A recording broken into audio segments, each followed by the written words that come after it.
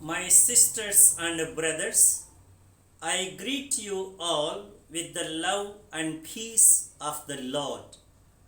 I invite you to meditate together with me on the holy word of God of 13th June 2021, the 11th Sunday of the year. The focus of our reflection: life is worth it when there is growth and fruition. We must constantly strive to grow and be fruitful. But at the same time, we should bear in mind that it is not totally our work alone. Growth and fruition can be the underlying theme of today's Word of God. The first reading from Ezekiel speaks of God who plants a cedar tree, makes it grow and bear fruit. The cedar tree is symbolic of David's kingdom. God promises to restore this after the exile.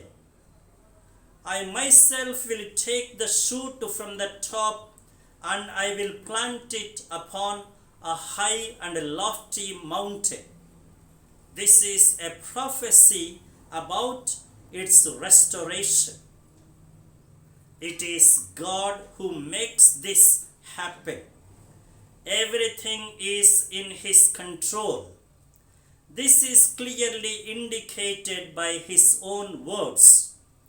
I, the Lord, bring low the high tree and make high the low tree, dry up the green tree and make the dry tree flourish. However, it is not merely restoring the old Davidic kingdom, it is in fact the fulfillment of it in the kingdom of Christ. This is what St. Paul indicates in the second reading from his second letter to the Corinthians. We are destined to be with the Lord, to be at home with the Lord, that is, in the eternal home of His kingdom. Accordingly, to please God becomes the sole norm. This alone makes us worthy to stand before His judgment seat and to be admitted into His kingdom. The Gospel continues the same theme of growth and fruitfulness in terms of the kingdom. Some more features are specified and underlined. First of all, the growth of the kingdom does not depend merely on human factors or efforts. It is just like the seed.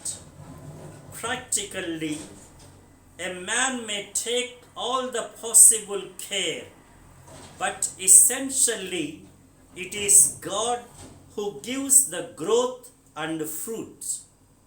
It is God who puts life and the nature of growth and fruition into it. Secondly, growth and fruition is a progressive process and not a sudden happening. This is what is indicated by Jesus' words when He says, "The seed should sprout and grow, the man knows not how." The earth produces of itself first the blade, then the ear, then the full grain in the ear, and then the grain is ripe for harvest. Thirdly, growth and fruitfulness is a humble process with small beginnings. This is similar to the growth of a mustard seed. It is so small when planted, but when it grows, it becomes so big as to give shelter to many birds. Therefore, the message of Jesus is very clear. Our destiny is the kingdom, and our efforts are to be for its growth and fruition. We need not expect this in big ways by extraordinary means. It consists of small ways and humble beginnings. Ultimately, it is in God's hands.